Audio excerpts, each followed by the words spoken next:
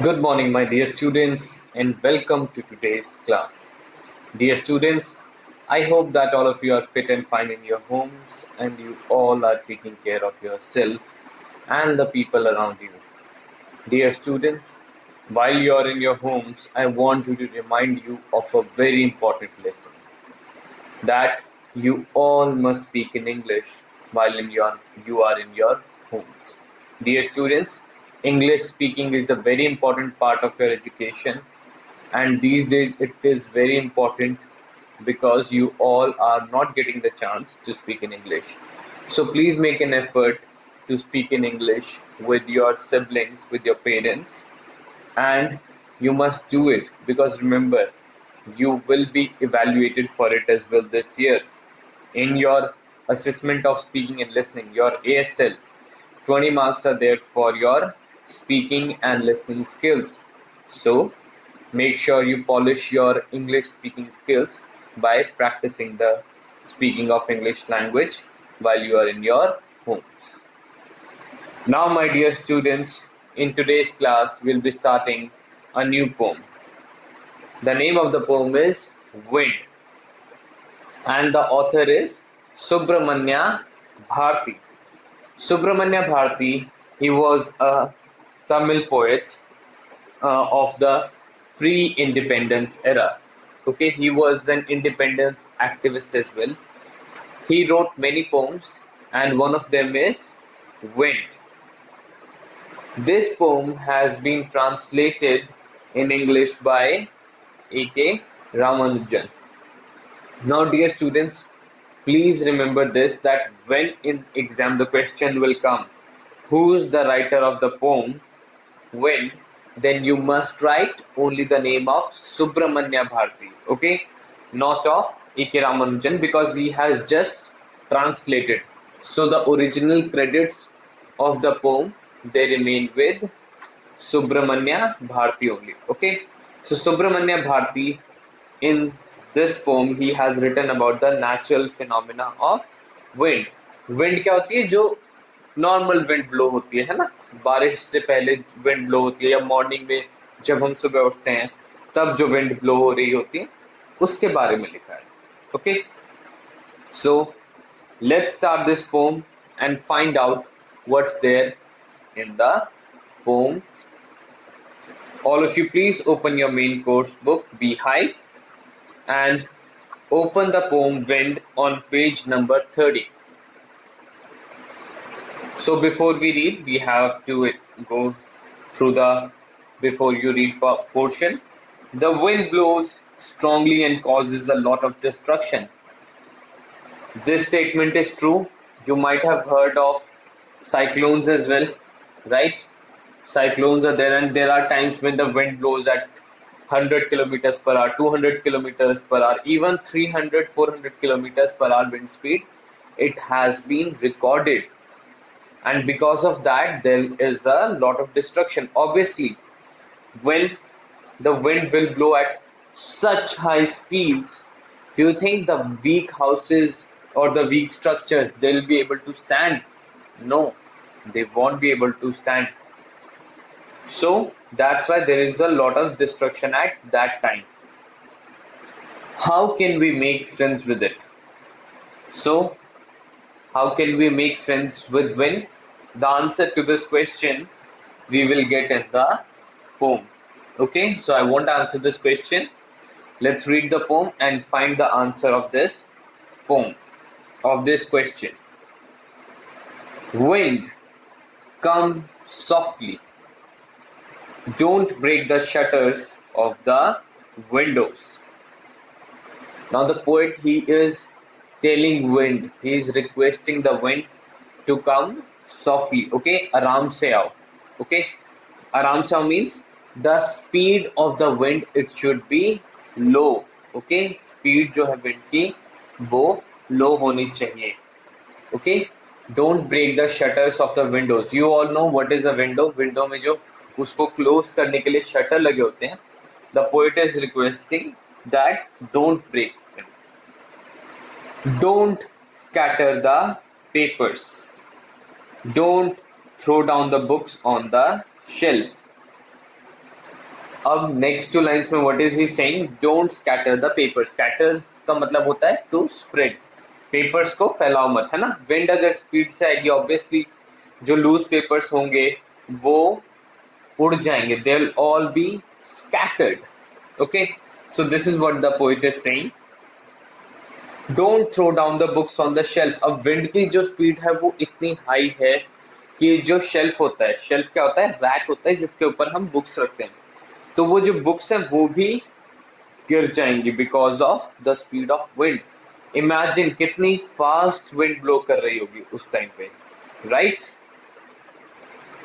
So the poet is saying don't scatter the papers, don't throw down the books on the shelf. Now my dear students, in this is your first stanza. Okay, so please notice here the repetition of the word don't। ये जो first word use हुआ है second, third और fourth line में, don't, ये जब एक word को ही हम repeat करते हैं तो ये जो हमारा literary device होता है या figure of speech जिसे हम कहते हैं वो use हो रही होती है for emphasis, और उसका नाम क्या है, anaphora। Okay, so the literary device that is used here is anaphora. How? By the repetition of the word don't. Okay, by repeating the word don't at the start of the second, third and fourth line, we have used the literary device anaphora. Okay, so I hope this is clear to you. Now let's move forward. Now this is the second stanza. There, look what you did. You threw them all down. So, what the wind has done? It has thrown all the things down which were kept properly at their place. Okay, जो भी चीजें रखी हुई थी, wind ने वो सारी throw down कर दी हैं. You tore the pages of the books. So, what the wind has done? Wind has tore the pages of the books. अगर जैसे ये बुक मेरे हैंड में है और ये ओपन होती है और यहाँ पे ऐसे ऐसे ये विंड ब्लो हो रही है तो ये सारे पेजेस ऐसे मूव होते हैं, राइट। और अगर ये बहुत फास्ट मूव हो रहे होते हैं ऐसे पेजेस तो इट इज अ पॉसिबिलिटी कि ये फट भी जाते हैं। So what wind has done, it has tore the pages of the books by blowing in a very high speed, right? Now think about, now I want you to think one thing. Is it possible for wind to tear the pages? It is possible, है ना। But normally जो act है tearing का वो कौन करता है, वो humans करते हैं, right? हम जो humans हैं हम लोग we tear pages, जैसे हमें कुछ चाहिए होता है पेज राइट करने के लिए तो we tear a page, okay? So ये एक्ट जो एक ह्यूमंस करते हैं वो एक्ट एक नॉन लिविंग थिंग विंड कर रही है। सो अब यहाँ पे क्या हुआ है, ये पर्सोनिफिकेशन हुआ है। ओके, ये कौन सा लिटरेरी डिवाइस यूज किया हमने, personification. When an act that is committed by a human is assigned to a non living object, that is personification. Okay, यहाँ पे एम्फेसिस के लिए यहाँ पे जो फिगर ऑफ स्पीच यूज हुई है स्पेशल स्टाइल के लिए वो कौन सी यूज हुई है, personification. Okay, the pages they have been torn by the wind, that this is written by the poet. Okay, जबकि पेज टीयर कौन करता है, ह्यूमंस करते हैं। सो विंड को एक क्वालिटी देखे हमने उसको पर्सोनिफाई कर दिया। Okay, this is personification. Okay, moving forward, you brought rain again. You are very clever at poking fun at weaklings. So you brought rain again. So obviously जब fast wind blow करती है तो उसके बाद rain आती है, that is natural, you all know this. Then what is the poet saying in the next line? You are very clever at poking fun at weaklings. So you are very clever at doing what? Poking fun. Poking fun means making fun, मजाक उड़ाना। मजाक उड़ाना किसका, weaklings का, weak people, जो भी कोई weak है उसका मजाक उड़ाने में you are very clever.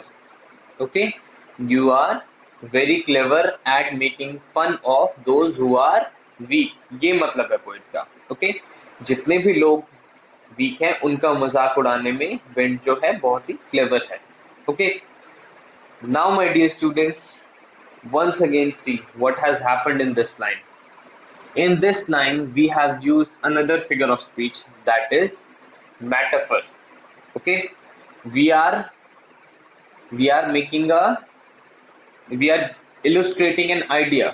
Okay, we are presenting an idea, we are illustrating an idea.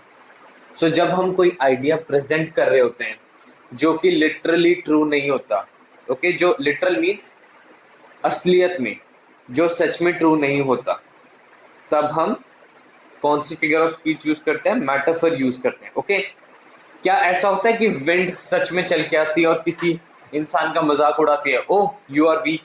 ऐसा होता है सच में? ऐसा नहीं होता सच में, right? You all know this. लेकिन मेटाफोरिकली पोएट ने ये बताया हमें कि विंड जो है बहुत ही क्लेवर है मजाक उड़ाने में वीक लोगों का. ओके, ये मेटाफोरिकली हुआ है. ओके, ऑल्दो ये जो एंटायर पोम है ये एक मेटाफर ही है. ओके, विंड ऐसा लिटरली कुछ भी नहीं करती है. ठीक है, विंड ऐसा लिटरली कुछ भी नहीं करती है ना, कि कहीं से विंड आई हो, क्योंकि वो विंड की कोई एग्जिस्टेंस नहीं है ना, वो तो एक नेचुरल फिनोमिना है. तो विंड कोई इंसान तो है नहीं, बट यहाँ पे उसको हम एक्चुअल ट्रीट करेंगे जैसे वो कुछ है, इंसान है जैसे. Okay, so dear students, this poem in its entirety is a metaphor. Rest, ये लाइन जो है ये स्पेशली मेटाफर का प्रॉपर एग्जाम्पल है. Okay, where we have presented an idea which is not literal in its existence. ये literal नहीं है. Okay, सच में ऐसा नहीं होता है कि विंड जाके किसी का मजाक उड़ाए, बट हमने मेटाफरिकली ये रीड किया है. Okay, now let's move forward. Frail crumbling houses, crumbling doors, crumbling rafters, crumbling wood, crumbling bodies, crumbling life. Frail क्या होता है? वीक, कमजोर. ओके, और क्रम्बल क्या होता है? Crumbling means falling apart. So जो गिर रहे होते हैं, ऑलमोस्ट जो टूट के बिखर रहे होती हैं वो चीजें, ठीक है, जो बिल्कुल टूटने की एकदम वर्ज पे होती हैं वो चीजें. Okay, so what are they? Crumbling houses, doors, crumbling rafters. Rafters क्या होते हैं? Supporting beams. जैसे आपने पुराने घरों में देखा होगा कि गांव में आज भी जो घर होते हैं उनमें बीम्स लगी होती हैं. ओके, सो वो सपोर्ट करती हैं स्ट्रक्चर को, और वो भी टूट रही थी. Crumbling wood, crumbling bodies, crumbling life, crumbling hearts. So ये सब चीजें ये जो हैं ये टूटकर बिखर रही हैं. Why? Because they are very weak in front of the wind. Wind के कंपैरिजन में तो बहुत वीक है. सो विंड जब फास्ट ब्लो करी तो ऑब्वियसली ये चीजें टूटकर गिरेंगी. Okay, now I want you to see again there is another figure of speech used here which is alliteration. You see the repetition of the sound of C, है ना? Crumbling houses, crumbling doors, crumbling rafters, crumbling wood, crumbling bodies, crumbling lives, crumbling hearts. ये हमने सब जगह C sound use करी है ना? सब जगह हमने ये C साउंड यूज करी है. ओके, सो ये जो रिपीटिशन है साउंड C का, इसे हम बोलते हैं एलिट्रेशन. जब साउंड रिपीट होती है तो एलिट्रेशन होती है, जब वर्ड रिपीट होता है तो एनाफोरा होती है. ओके, कंफ्यूज मत होना, दोनों सिंपल सब वो लगती है. क्या डिफरेंस है? साउंड रिपीट हो रही है तो एलिट्रेशन है. साउंड ऑफ सी रिपीट हुई है ना यहाँ पे, इन जहां पे हमने क्रम्बलिंग वर्ड इतनी बार ये यूज किया है, तो ये सब ये है हमारा एलिट्रेशन. और जब हमने स्टार्टिंग में डोंट डोंट डोंट एक वर्ड रिपीट किया था तो एनाफोरा. अब आपके माइंड में एक क्वेश्चन आ सकता है कि सर ये जो हमने स्टार्टिंग में तो डोंट पे एनाफोरा किया, अभी भी तो क्रम्बलिंग पे हम कर सकते हैं एनाफोरा ही। हम इसलिए नहीं कर सकते क्योंकि वहां पे एनाफोरा में हमने सेपरेट लाइंस ली थी। ओके, हमने सेपरेट लाइंस ली थी। अगर एक ही लाइन में डोंट डोंट होता तो फिर हम एलिट्रेशन लेते। ओके, यहाँ पे एक ही लाइन में क्रम्बलिंग क्रम्बलिंग है, इसलिए हमने यहाँ पर एलिट्रेशन लिया। ओके, जब अलग अलग लाइंस होती तो हम एनाफोरा लेते, एक ही लाइन में रिपीटिशन हो रही होती जब तो हम एलिट्रेशन लेते हैं। ओके, जैसे एक एग्जांपल एलिट्रेशन का देता हूँ फिर क्लियर हो जाएगा। फेयर फेरी इज फाइटिंग, इस लाइन में ध्यान दो, fair fairy is fighting, F F F F की साउंड रिपीट हुई तो ये एलिट्रेशन हुआ। ठीक है, जब वर्ड रिपीट होता है तब एनाफोरा होती है। Okay, so I hope this is clear to you all. Now let's move forward. The wind god winnows and crushes them all. He won't do what you tell him. So अब हमें क्या पता चला? The wind god winnows them all. Winnows का meaning क्या होता है? Remove, जैसे chaff रिमूव करते हैं ना। आप please see the image on page number 31। Page number 31 पे जो थिंकिंग अबाउट द पोम में इमेज दी है, you can see two ladies, they are holding grain over their head and dropping it from a height. उससे क्या होता है कि विंड जो चलती है वो जो चैफ होता है, जो वीक छिलका होता है जो ग्रेन का, उसको रिमूव कर देता है। ओके, सो जैसे चैफ रिमूव हो जाता है फिर ग्रेन में से, वैसे ही विंड गॉड भी जो है, विंड भी जो है वीक लोगों को रिमूव कर देती है। Okay, the wind god winnows and crushes them all, crush कर देते हैं उन सबको, बिल्कुल तोड़ देती है। He won't do what you tell him, obviously wind कभी हमारे अकॉर्डिंग चलती है नहीं, विंड हमारे अकॉर्डिंग कभी नहीं चलती है। So wind won't do what we tell it to do. Okay, wind will not do what we tell it to do. So come, let's build strong homes, let's join the doors firmly. अब हमारे पास क्या solution है? Starting में question था, how can we make friends with it, how can we make friends with it, before you read में था। सो अब उस क्वेश्चन का हमें आंसर मिलने वाला है। What are we required to do? We have to build strong homes and we have to join the doors firmly. Firmly means tightly, बहुत ही securely हमें doors को join करना है। Practice to firm the body. Practice to firm the body means body को भी strong बनाना है। Make the heart steadfast. Heart को भी control करना है, heart को भी strong बनाना है। Okay?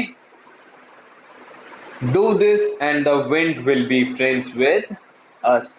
So अगर हम ये चारों चीजें करेंगे then the wind will be friends with us. Please remember this, ये बहुत important points हैं, ये चारों आपको बताना होने चाहिए that how the wind will be friends with us by doing these things. What are these things?